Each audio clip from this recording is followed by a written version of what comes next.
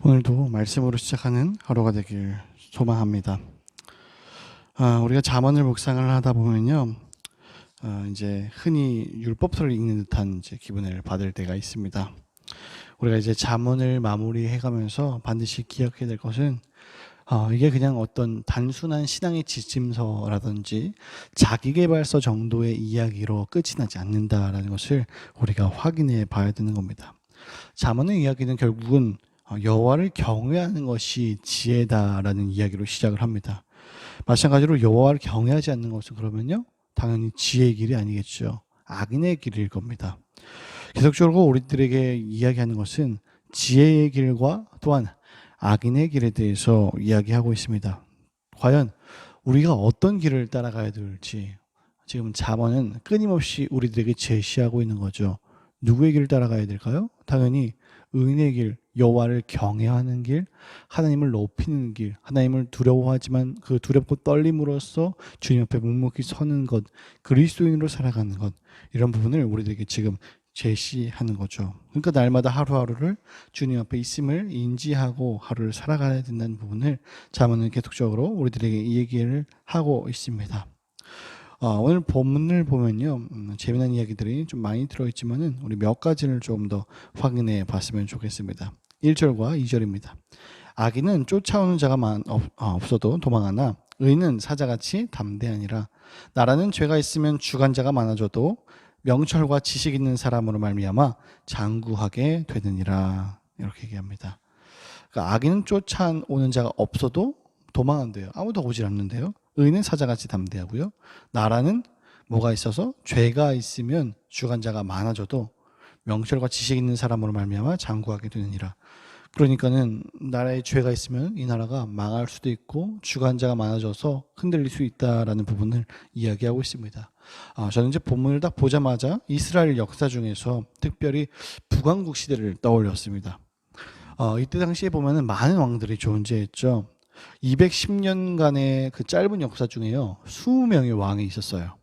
그리고 이들은 9개의 왕조를 형성했습니다. 그리고 이 20명 왕 중에서 7명이 살해를 당합니다. 참으로 혼란스러운 상황이죠. 선지자들은 이것들을 보면서 하나님의 심판이었다고 이야기를 하고 있습니다.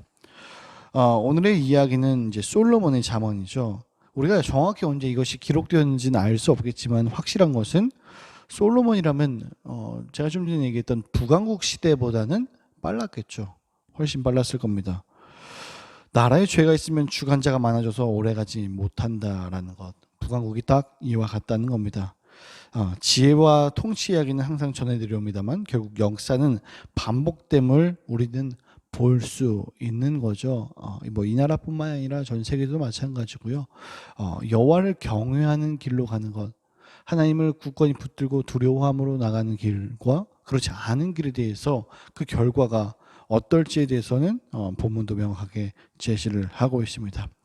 그리고 본문은 이것으로 끝나지 않고요. 우리들이 계속적으로 봤었던 두 가지의 길이죠.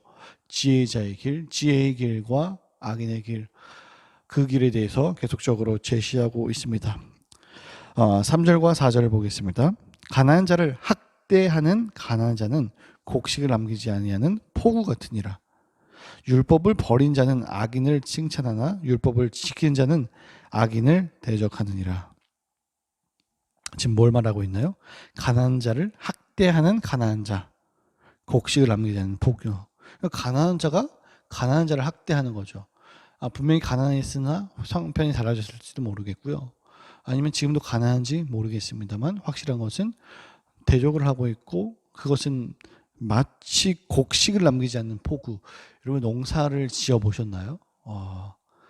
이건 정말로 재앙입니다. 재앙. 그때 내리는 그 폭우라는 것은 정말 농장민들의 마음을 너무나도 아프게 하겠죠. 그런데 이렇게 표현을 하고 있습니다. 곡식을 남기지 않은 폭우라고요.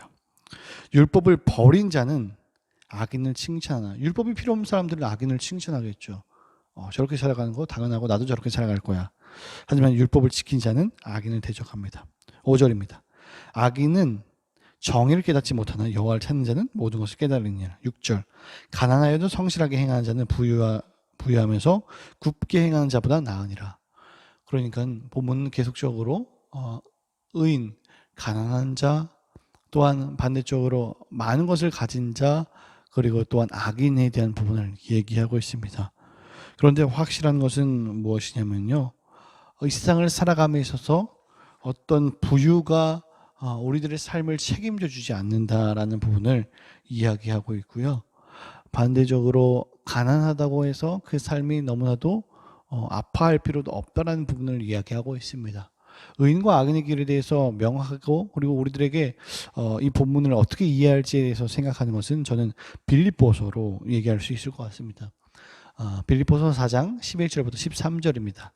내가 궁핍함으로 말하는 것이 아니라 어떠한 형편이든지 나는 자족하기를 배웠노니 나는 비천에 처할 줄도 알고 풍부에 처할 줄도 알아. 모든 일 곧 베푸름과 배고픔과 풍부와 궁핍에도 처할 줄 아는 일체의 비결을 배우노라. 내게 능력 주신 자 안에서 내가 모든 것을 할 수 있느니라. 아멘.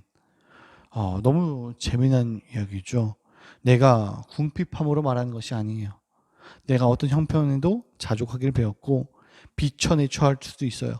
풍부에 처할 수도 있어요.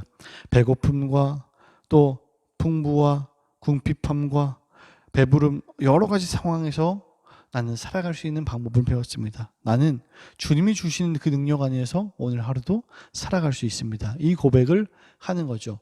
의인의 길과 악인의 길 삶 속에서 우리는 어떤 길로 우리를 이끄실지 아무것도 알 수 없겠으나 확실한 것은 가난할 수도 있고요. 또한 풍부할 수도 있습니다. 또한 너무나도 빈곤하고 어려운 자리에 처할 수도 있습니다. 그런데 그 상황 속에서 무엇을 배우라는 거예요? 하나님을 경외하는 방법을 배우라는 겁니다. 어떤 처지에도 살아갈 수 있는 힘, 이게 바로 지혜자가 얘기했던, 솔로몬이 얘기했던, 잠언이 말하고 싶은 하나님을 경외하면서 살아가는 길입니다. 여러분의 삶의 환경이 어떤지 우리는 알 수 없습니다. 그런데 확실한 것은요, 주님을 기뻐하고 주님을 경외하는 삶을 살아가다 보면 우리가 그 삶 속에서 하나님의 뜻이 무엇인지를 살필 수 있는 성숙한 믿음과 성숙한 지혜의 삶을 살아갈 수 있는 거죠. 저는 아이들에게 늘상 얘기하는 부분이 있습니다. 하나님을 어떤 도깨비 방망이로 생각하지 말라고요. 나의 어떤 꿈을 들어주기 위한 도구로 전락시키지 말라고 항상 이야기를 합니다. 나의 꿈을 이루어주는 내가 시험 문제를 잘 맞으면 하나님이 있는 거고, 내가 시험을 망치면 하나님이 없는 거다라는 허접하고 성숙하지 못한 신앙에서 벗어나라고 얘기합니다. 내가 좋은 대학에 갈 수도 있고 좋은 대학에 가지 못할 수도 있습니다. 내가 좋은 직장에 취업을 할 수도 있고 하지 못할 수도 있어요. 하지만 그 삶 속에서 내가 묵묵히 그리스도인으로서 최선을 다하고 살아갔을 때에 그 삶 속에서 하나님이 일하시는 것을 경험할 수 있고, 또한 그 삶 속에서 어떠한 환경에서든지 그리스도인으로서 살아가는 방법을 배운다면 내가 비록 암에 걸려서 아플 수도 있겠죠. 그런데 그 삶 속에서 하나님을 발견한다면 그것은 축복이 될 수도 있을 겁니다. 그렇기 때문에 우리는 어떤 삶 속에서든지 가난하든지 궁핍하든지 또한 많은 것을 가졌든지 가지지 못했든지 상관없이 그 삶 속에서 오늘도 내게 말씀하시는 하나님의 음성이 무엇인지를 확인하는 진정한 그리스도인의 길로 갈 수 있는 거죠. 오늘 하루 여러분에게 어떤 환경과 상황을 허락하실지 알 수 없으나 한 가지 확실한 것은 하나님이 기뻐하시는 길은 여호와를 경외하는 길이고, 그 길은 내 삶 속에 어떤 것이 오더라도, 어떤 풍파가 오더라도 주님을 굳건히 붙잡고 살아가는 길이라고 한다면 여러분의 그 길이 하나님을 간절히 붙들 수 있는 길이 되길 축복합니다. 우리의 삶을 하나님께 맡겨드리면서 오늘 하루도 주님 붙들고 승리하는 저와 여러분이 되길 축복합니다. 기도하겠습니다. 살아계신 아버지, 감사합니다. 오늘도 우리들에게 좋은 하루를 허락하신 주님, 어떤 환경과 어떤 상황에서든지 살아갈 수 있는 넉넉한 시야를 허락하여 주시고 든든한 어깨를 허락하옵소서. 좌절하지 않고 넘어지지 않고 그 상황에서도 내게 말씀하시는 하나님의 음성에 귀 기울이게 하시고 주님의 말씀을 굳건히 붙드는 주님의 사람들이 될 수 있게 인도하여 주시옵소서. 감사합니다. 예수님의 이름으로 기도합니다. 아멘.